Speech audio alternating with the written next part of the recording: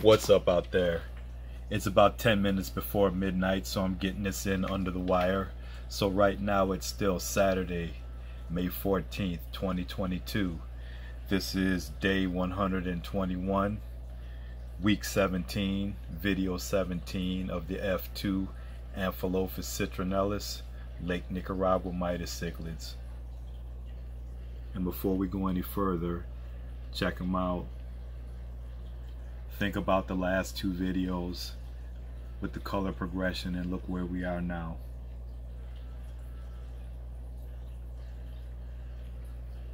Definite change.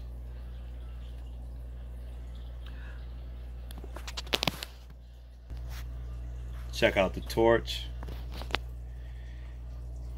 And one reason I decided to do this video late is my fish become extremely active later in the evening.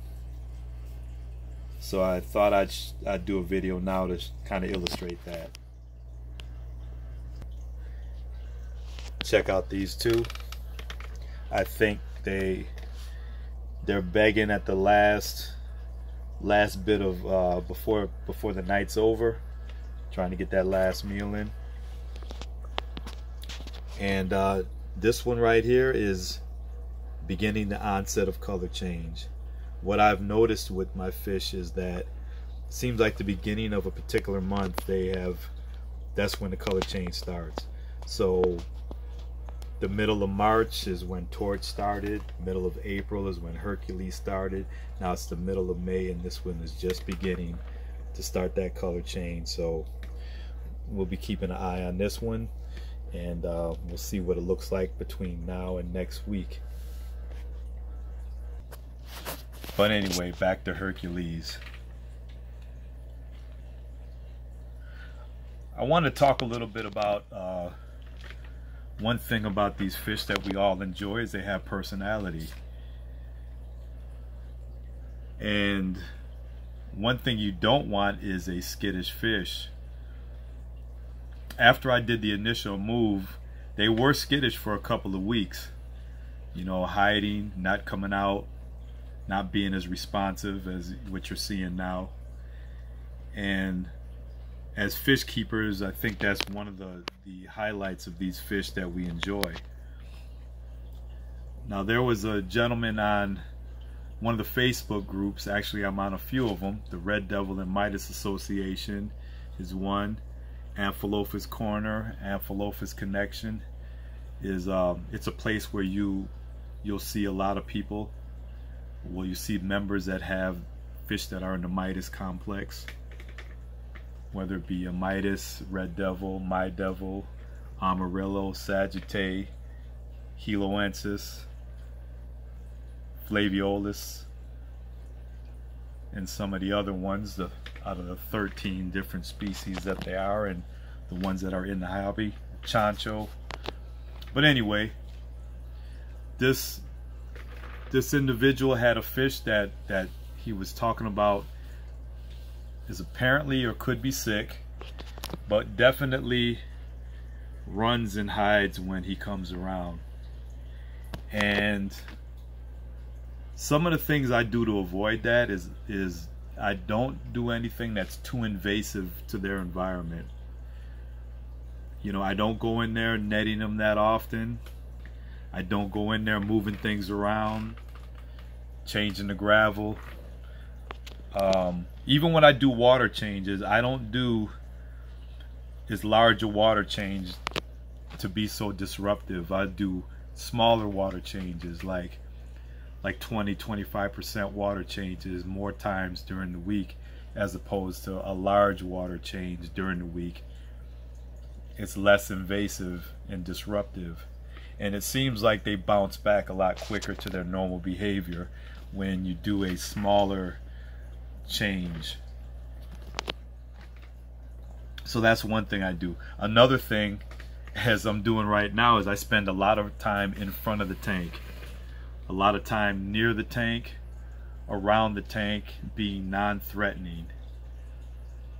And that keeps them out. Feeding, I do feed multiple times, 2 to 3 times. as with these being juveniles. But here's another thing you can do, in my opinion. Okay, let's just say you feed a fish 5 pellets once a day. Well, what you want your fish to do is associate you with food and to come towards you when they see you and be responsive. So you could take that same meal, instead of feeding them 5 pellets once a day, feed them 1 pellet 5 times a day, just for an example. Just put a small amount in of the normal amount of food. You don't have to give them any more food. Just give them that same amount of food multiple times. So every time they see you, you know, okay, here comes food. And then that gets them more responsive to you. Spend time around your tank, which I've already mentioned. And I know it sounds crazy, but talk to your fish. You know, this guy, when he was hiding a lot, I would go to one end of my tank and just kind of say, hey buddy, make some sort of noise. I think fish can actually, they can hear you. They know the sound of your voice, you know, and I think it will become like a response, something that they respond to if they hear it and know what to associate it with. So the other thing too is my fish are not really isolated. I've got a tank over here. I've got this tank below here, this tank here, this tank over here. And of course, when this fish sees these fish react to the left when I come around, he sees how they respond to me, and that encourages him to respond the same way, and they respond favorably to me. So that teaches him the same thing, that okay, when this thing comes around, that's a good thing. So those are just some of the things I do. On the flip side, on this other side where I have this large midas, I have it blocked off. I don't want him to see that fish because I don't want him to be intimidated by a larger member of his species. But I do leave this side open, the other side over here, and he does see other fish. And same with these tanks down below, where they can at least see another fish.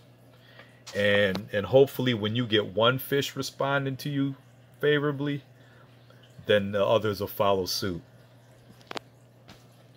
So that's just some of the things, some of my thoughts on that. You want to keep a comfortable environment for them. I keep gravel in my tank. I have hiding places. And the more comfortable they are, the better they'll behave, in my opinion. But that's my thoughts. We're going to bring this video to a close. Any questions, comments, feedback, put them in the comment section. And take care, everybody.